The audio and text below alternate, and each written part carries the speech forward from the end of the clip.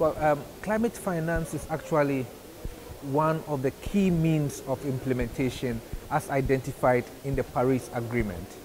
And specific to the agriculture sector, indeed, very little resources compared to the other sectors flows to agriculture.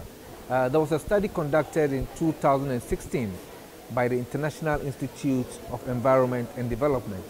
And one of the key findings is that between 2001 and 2016, less than 10% of all funds that were actually meant for local actors reached them, indicating that there is a huge gap in terms of funding from the source to where it's needed most at the end user level. So climate finance is obviously one of our biggest challenges as African communities and especially farmers.